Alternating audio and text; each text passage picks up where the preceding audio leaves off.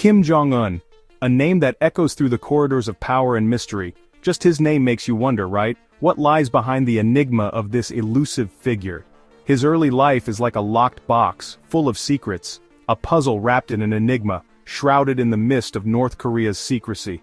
Born in North Korea, one of the most closed-off places in the world, he emerged from the shadows to become its leader, a place where the walls have ears and the ground whispers secrets.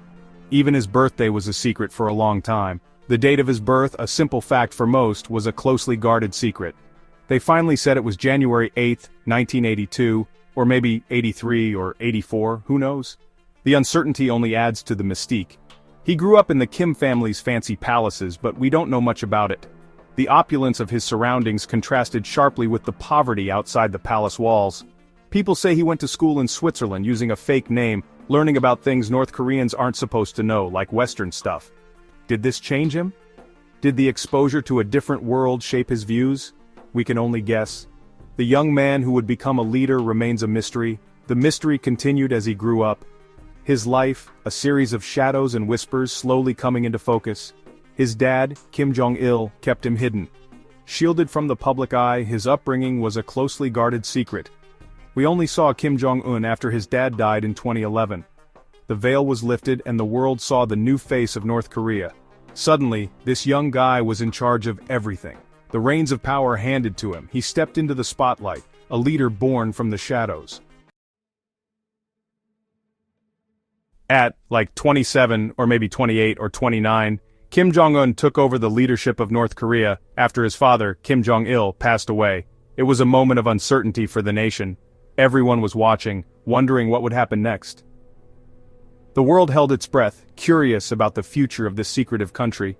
Could this young guy, who'd never done this before, control North Korea and its nukes? He took control fast, showing a surprising level of confidence and authority. He got rid of anyone who disagreed with him, showing he was the boss. High-ranking officials who posed a threat were quickly removed from power. He acted like his dad and granddad, Kim Il-sung, who started North Korea, were like super special. He emphasized their legacy to legitimize his own rule. Kim Jong Un made sure everyone saw him doing important stuff. He visited factories, watched the army march, and gave big speeches. These public appearances were designed to show his dedication to the country. He wanted everyone to think he was strong and serious. His stern demeanor and military focus were meant to project power and control. But behind all this, there were signs that things weren't so simple. There were glimpses of a more complex personality. He liked Western stuff, especially basketball. His friendship with former NBA star Dennis Rodman was particularly surprising. It was weird, a dictator who liked things he told everyone else were bad.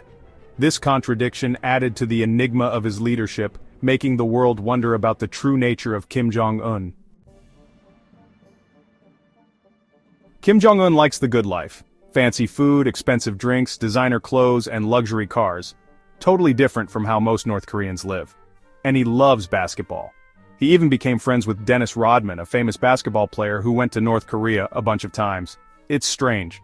A guy who runs a closed-off country, loving a sport from America. And the fancy stuff doesn't stop there. He has a taste for the finest things. People say he has a special toilet that he takes everywhere. And some even say he had surgery to look more like his granddad, Kim Il-sung. Even with these little peeks into his life, Kim Jong Un is still a mystery. His actions and decisions often leave the world puzzled, as he remains an enigmatic figure on the global stage. We don't know why he does things. His motivations are shrouded in secrecy, making it difficult to predict his next move. He's really good at making people believe what he wants, both in North Korea and around the world. His propaganda machine is powerful, shaping perceptions and controlling narratives, but his government does really bad things to people. Human rights abuses are rampant, and the regime's oppressive tactics are well documented. Jails, labor camps, and people killed in public are real in North Korea.